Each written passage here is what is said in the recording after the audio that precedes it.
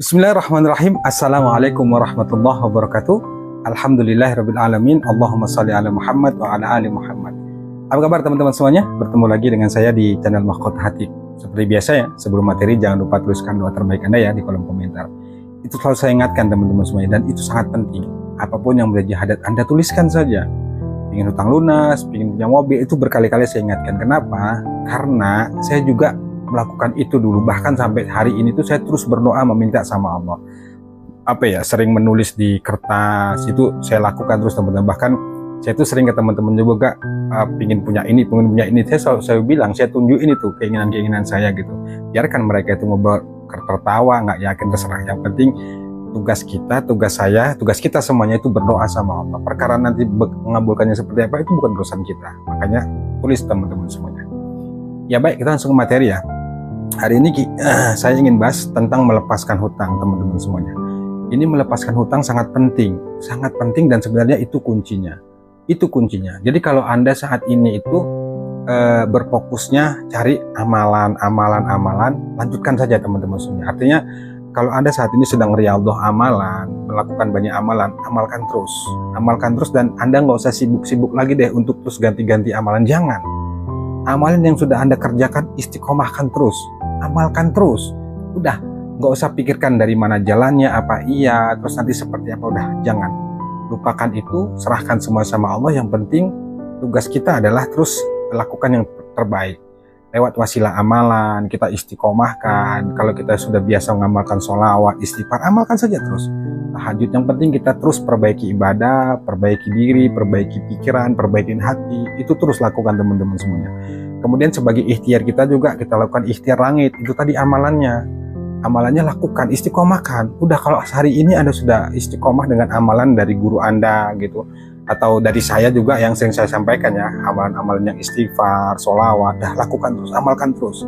Walaupun Anda diijazahkan ada dari guru tentang amalin surah Al-Fatihah, sholawat munjat, sudah amalkan terus, nggak apa-apa, istiqomahkan. Insya Allah kalau kita istiqomah nanti Allah akan buka jalan itu. Karena kunci dari amalan itu, keberhasilan amalan itu adalah istiqomah.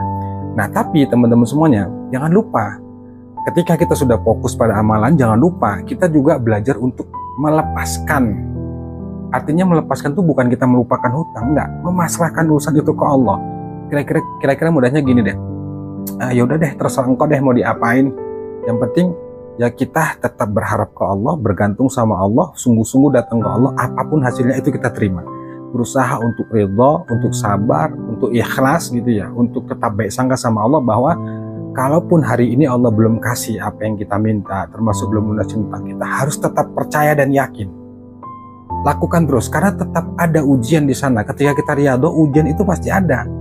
Ujian kesabaran, ujian sedih, sulit, itu pasti ada. Nikmatin, kemudian ikutin alurnya dan berusahalah meski kondisi kita merasa benar-benar nggak tahan lagi, sudah pahit banget dengan keadaan itu, rasanya kita ingin nyerah, tetap katakan dalam hati la haula wala quwata illa billah, la haula wala quwata illa billah. Karena ini teman-teman semuanya, saya selalu katakan bahwa kita itu nggak bisa maksa, harus sesuai dengan keinginan kita, nggak bisa. Anda mau jungkir balik bagaimanapun untuk melakukan amalan, berharap keinginan Anda itu sesuai dengan apa yang kita inginkan, itu nggak bisa. Allah itu lebih tahu dari diri kita. Yang penting kita tetap punya impian, ya, punya rencana, punya planning gitu ya. Tapi kita harus juga memahami bahwa akhirnya itu adalah Allah yang menentukan. Nah sekarang bagaimana cara melepaskannya? Bagaimana cara melepaskan hutang? Sebenarnya bukan hanya hutang, semua masalah itu kita lepaskan ke Allah. Karena saya secara pengalaman itu dulu begitu teman-teman semuanya. Di video sebelumnya saya sudah jelaskan kalau terkait masalah amalan, saya pernah overdosis masalah amalan. Dari amalan yang ringan, yang berat, bahkan yang sangat berat itu pernah saya lakukan. Ujung-ujungnya apa? Itu bukan lagi fokusnya pada amalan, tapi bagaimana hati kita ini menerima dulu dengan ridho, dengan sabar keadaan yang kita alami saat ini gitu ya. Kita dihina, kita disepelekan, kita nggak dianggap, terima itu. Nah pasrahkan sepenuhnya sama Allah, atau bahasa saya itu lepaskan. Karena di sana nanti akan Anda temukan keajaiban itu. Rumus keajaiban itu berkali-kali saya sampaikan. Menurut saya, rumus keajaiban itu adalah menerima sama dengan melepaskan. melepaskan sama dengan keajaiban. Kita terima dulu masalahnya itu, kita ridho dulu, kita dihina, kita dicaci maki, kita diapain gitu, kita terima dengan ya walaupun kita merasa nggak tahan kali sudah ingin nyerah, tapi berusaha untuk menerima itu dengan rasa ridho, rasa pasrah gitu ya, rasa ikhlas lah gitu, dan baik sangka sama Allah. Lalu kemudian kita lepaskan semuanya ke Allah. Kita dimaki, kita dihina, kita terima dengan sabar, dengan ikhlas, lalu kita pasrahkan ke Allah, kita lepaskan ke Allah bahwa kita ini lemah, kita ini nggak berdaya, kita ini hamba yang dhaif, yang banyak dosa, pasrahkan ke Allah. Nah, kalau kita sudah pasrah dan menerima itu serta melepaskan semuanya sama Allah, ujungnya nanti apa? Keajaiban. Kan saya pernah cerita ya teman-teman semuanya, nanti sebelum saya kasih tahu ya bagaimana cara melepaskannya, belajarnya, latihannya. Saya dulu teman-teman semuanya ngotot banget tuh, sibuk cari bisnis A, B, C, D, sibuk mengamalkan A, B, C, D, banyak. Tapi hati saya tuh ambisi sibuk untuk ganti amalan dan ambisi bagaimana keinginan tuh sesuai dengan yang saya inginkan. Ternyata nggak bisa.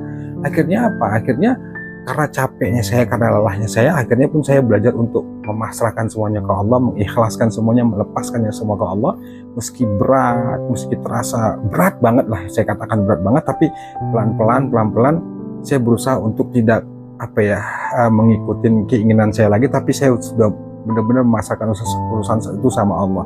Terserah deh mau diapain sama Allah, yang penting tetap perbaiki diri, tetap banyak berdoa sama Allah, tetap banyak meminta sama Allah, apapun hasilnya udah saya serahkan ke Allah. Ternyata benar teman-teman semuanya. Ketika itu saya lakukan, sembari amalan juga saya perkuat, ibadah juga saya perkuat, kemudian pikiran juga selalu berpositif thinking, hati juga selalu berbaik sangka sama Allah, dan saya pasrahkan ke Allah. Ternyata keajaiban itu dibuka sama Allah, dikasih itu sama Allah, terjadi keajaiban itu.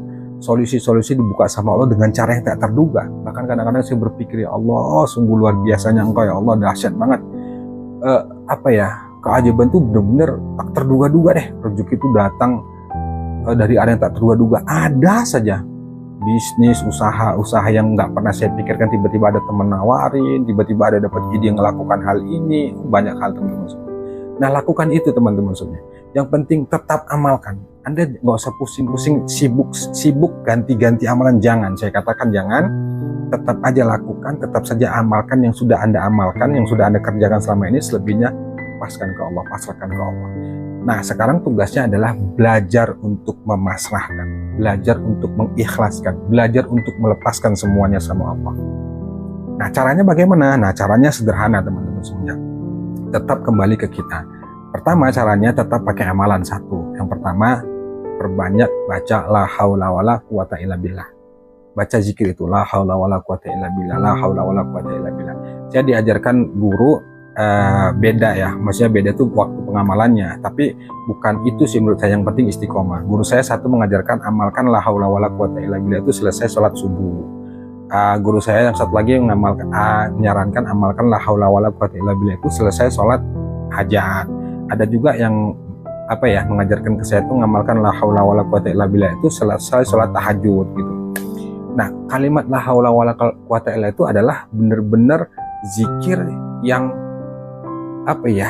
bisa membuat diri kita tuh benar-benar menyerahkan urusannya kepada Allah. La haula wala quwata illa billah. Tidak ada Tuhan selain Engkau ya Allah, hanya Engkau yang bisa menolongku, hamba pasrahkan segalanya padamu. Amalkan itu teman-teman semuanya. Amalkan itu. Nah, untuk jumlahnya 100 kali dibaca. Sebenarnya untuk jumlah nggak jadi patokan ya, makin banyak makin bagus. Cuman dalam hal ini kita untuk mendisiplinkan diri kita baca itu 100 kali. Itu pertama amalan. Kemudian yang kedua, praktek teman-temannya, praktek bermeditasi untuk melepaskan itu. Dan ini praktek ini pernah saya sampaikan di video saya ini ya, di YouTube ini, di channel saya ini, tentang melepaskan hutang. Artinya kita harus banyak berlatih bermeditasi ya gitu. Bermeditasi caranya gini teman-teman. Selesai sholat, selesai sholat 5 waktu lah, atau itu biasanya saya ngerjakan itu sebelum tidur. Itu sebelum tidur kan saya sholat hajat dulu 2 rakaat gitu. Bahkan sampai hari itu saya kerjakan, atau sholat tobat gitu 2 rakaat gitu. Pokoknya selesai sholat lah, kapan waktunya yang enak gitu. Nah, Anda duduk tenang, lalu kemudian Anda pegang tuh dada kiri. Dada kiri Anda pegang, kemudian Anda bilang sama Allah, ya Allah, la haula wala quwata illa billah, hamba pasrahkan segalanya padamu ya Allah, aku nyerah, aku nggak sanggup ya Allah. Pokoknya lakukan itu dengan kata-kata Anda sendiri. Intinya kata-kata itu adalah benar-benar menyerahkan semuanya urusan ke Allah. Lakukan itu terus teman-teman semuanya.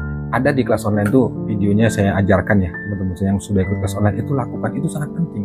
Bahkan dulu saya berkali-kali mempraktekkan cara itu. Bahkan sampai hari ini teman saya terus lakukan itu. Ketika dihadapkan pada masalah yang menurut saya itu berat, kayaknya saya kok terasa berat menghadapi ini, udah saya selesai sholat itu duduk termenung, ngambil posisi yang nyaman, rileks, kemudian saya bermeditasi gitu, bilang dalam hati itu, pegang dada kiri, ya Allah, hamba pasrahkan segalanya padamu ya Allah, hamba lemah, hamba nggak mampu ya Allah. Nah, mudah-mudahan paham ya teman-teman semua. Lakukan cara itu teman-teman berkali-kali. Itu meditasi pasrah, meditasi melepaskan utang. Nanti pelan-pelan ketika Anda terus mempraktikkan itu, Anda dalam hati itu akan benar-benar ada kekuatan, ada keyakinan dalam hati bahwa insya Allah kita ditolong sama Allah. Itu muncul teman-teman semuanya. Lakukan itu teman-teman. Jadi dua hal itu bisa Anda lakukan, dan saya juga melakukan itu, bahkan sampai hari itu saya lakukan. Itu gunanya sangat banyak teman-teman. Selain menenangkan hati, menenangkan pikiran, juga bisa merestart pikiran kita, membuang mental block, pikiran-pikiran negatif, karena semuanya itu kita serahkan kepada Allah Subhanahu wa taala. Lakukan teman-teman semuanya. Jangan gak Anda lakukan, dan melakukannya itu jangan 1 kali 2 kali, berkali-kali, ulangi terus supaya kita benar-benar menyerahkan seutuhnya sama Allah. Lakukan terus teman-teman. Dan yang paling penting, ketika Anda sedang di posisi di bawah, jangan fokus di situ. Ya, nikmatin saja, terima saja apapun yang dikatakan, yang dibilang orang, dibicarakan orang, kita digibahin gitu ya, dianggap ya banyak utang lah, pokoknya disepelekan. Terima itu, sabar ya Allah, serahkan semuanya ke Allah, balikkan semuanya ke Allah. Harus ingat teman-teman ya, Anda harus punya tekad yang kuat bahwa insya Allah pasti mampu, insya Allah pasti bisa melewatin. Karena nggak mungkin Allah itu kasih ujian di luar batas kemampuan teman-teman, itu nggak mungkin. Percaya deh, kuncinya itu di situ. Datang masalah itu karena izin Allah, dan kita kembalikan semuanya ke Allah supaya kita nggak terlalu tetap cemas, tetap gelisah gitu ya, tapi nggak terlalu parah gitu. Artinya kita bisa mengontrol itu, bisa mengkondisikan pikiran itu, ya sudahlah, ada Allah, mau dibilang apa lagi. Saya akhirnya itu bukan dulu, sampai sekarang tuh kadang-kadang akhirnya begitu. Sudah deh ya Allah, mau diapain lagi, semuanya juga karena izin dan ridhamu. Aku hambamu lemah ya Allah, aku gak berdaya, pasrahkan segalanya padamu. Ya udah, sampai situ aja. Tarik napas yang dalam-dalam, sudah. Lanjutkan lagi perjalanan, lakukan yang terbaik, tetap ikhtiar, tetap berbaik sangka sama Allah. Itu yang bisa saya lakukan. Dan alhamdulillah ketika itu saya lakukan terus, akhirnya pertolongan Allah datang, solusi itu diberikan. Yang kadang-kadang saya nggak sibuk cari solusi, tiba-tiba solusi itu dibuka sama Allah dengan cara yang tak terduga teman-teman. Ini masya Allah ya, di perjalanan saya itu selalu ada solusi. Kalau memang belum Allah kasih solusi, yaudah terima aja, nikmatin saja, jalanin lagi kehidupan ini seperti biasa, ikutin alurnya, ya berusaha untuk baik sangka, selebihnya la haula wala quwata illa billah. Itu teman-teman semua. Jadi kuncinya itu adalah melepaskan. Itu ya, semoga bermanfaat. Wallahu a'lam bishawab. Wassalamualaikum warahmatullahi wabarakatuh.